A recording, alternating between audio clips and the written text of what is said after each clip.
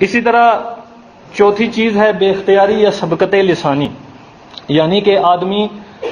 بے اختیاری میں ایسے الفاظ کہہ دے، خوشی میں ایسے الفاظ ادا کر دے جو کہ بظاہر دیکھنے میں کفر پر محمول ہوں، لیکن وہاں بھی یہ الفاظ سن کے ان پر کفر کا فتویٰ نہیں لگایا جائے گا، اس مسلمان کی تکفیر نہیں کی جائے گی، بلکہ اس کی وہاں بھی الفاظ کو اچھے معنی پر محمول کیا جائے گا، اس کی لا علمی کا، اس کی سبقت لسانی اور بے اختیاری اس کے الفاظ جو اس کے زبان سے ادا ہوئے ہیں ان کے بارے میں سوچا سمجھا جائے گا، اس کا یعنی کہ اس کے بارے میں دیکھا جائے گا کہ وہ کس وجہ سے انہوں نے یہ الفاظ کہے ہیں۔ تو اس بارے میں نبی صلی اللہ علیہ وسلم نے ارشاد فرمایا کہ ان اللہ تجاوز لی عن امت الخطا والنسیان وما استکرہوا علیہ، سنن ابن ماجہ کتاب الطلاق میں یہ حدیث آئی ہے کہ اللہ نے میری خاطر میری امت کو غلطی، بھول اور وہ کام معاف کر دیے ہیں جن پر انہیں مجبور کر دیا گیا۔ نبی صلی اللہ علیہ وسلم نے ارشاد فرمایا، اور اللہ تعالیٰ قرآن میں ارشاد فرماتا ہے،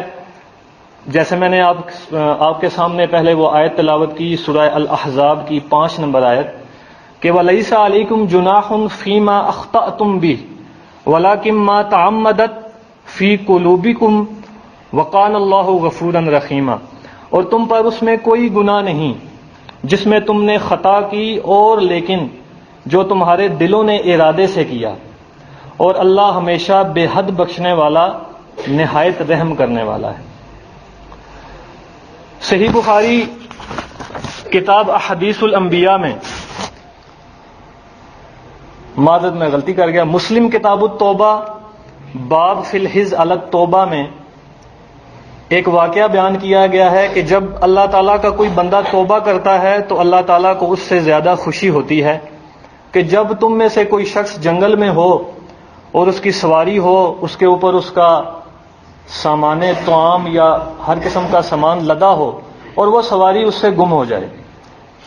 تو وہ مشقت میں پڑ جاتا ہے، تو پھر وہ اسی اثناء میں اس کو ڈھونڈتے ہوئے اس کو سواری نہیں ملتی تو وہ ایک جگہ جاتا ہے، اس کو تھکاوٹ کی وجہ سے نیند آتی ہے اور وہ سو جاتا ہے، لیکن جب اس کی آنکھ کھلتی ہے تو وہ اپنی سواری کو اپنے سامنے موجود پاتا ہے، تو خوشی میں آ کر نا اس کا یعنی خوشی میں آ کر وہ پھولے نہیں سماتا، اس کی خوشی کی یہ انتہا ہوتی ہے کہ وہ یعنی کہ اس کو اپنے جذبات پر کنٹرول نہیں رہتا۔ تو ایک ایسے شخص کا بیان حدیث میں صحیح مسلم میں کیا گیا کہ جب اس کو سواری ملی اور اس نے اپنی سواری کو پا لیا، پکڑ لیا، اس سواری اس کے پاس آ گئی تو اس نے کہا اللہم انت عبدی و انا ربک۔ اس شخص نے کیا کہا؟ خوشی میں، جذبات میں، شدت الفرح میں اس نے یہ کہا کہ اللہ تو میرا بندہ ہے اور میں تیرا رب ہوں۔ کہنا تو اسے یہ چاہیے تھا اللہ میں تیرا بندہ ہوں اور تو میرا رب ہے، لیکن وہ کیا بات کہہ گیا کہ اے اللہ میں تیرا رب اور تو میرا بندہ ہے۔ تو بظاہر یہ الفاظ جو ہیں یہ کفر پر محمول ہیں، یعنی کہ اللہ کو بندے کے مقام پر لے آنا اور بندے کو اللہ بنا دینا، لیکن نبی صلی اللہ علیہ وسلم نے اس شخص پر تکفیر کا یا کفر کا فتویٰ ان الفاظ کی وجہ سے نہیں لگایا، بلکہ اس کا عذر تسلیم کیا گیا، اس کی خطا یا غلطی کو مانا گیا، اور یہ کہا گیا کہ اخطا من شدت الفرح، نبی صلی اللہ علیہ وسلم کے الفاظ ہیں اخطا من شدت الفرح، کہ اس نے خوشی کی شدت سے خطا کی، خوشی کی شدت سے وہ یہ غلطی کر گیا کہ اس نے یہ کہہ دیا کہ اے اللہ میں تیرا رب اور تو میرا بندہ ہے۔ تو اس حدیث میں رسول اللہ صلی اللہ علیہ وسلم نے اس مومن کی غلطی سے خود کو رب اور رب کو بندہ کہنے کو، جو کہ بظاہر کفر پر محمول ہے، کفر قرار نہیں دیا، بلکہ اس کی وہ عذر، اس کی لا علمی اور اس کی غلطی کو تسلیم کیا گیا۔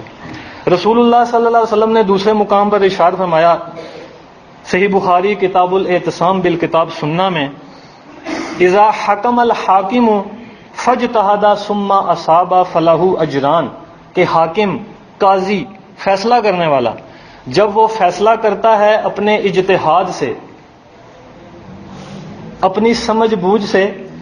تو اگر وہ صحیح بات پر پہنچ گیا تو فلاح اجران، اس کو 2 اجر ملیں گے، اس اجتہاد کرنے والے قاضی کو 2 اجر ملیں گے۔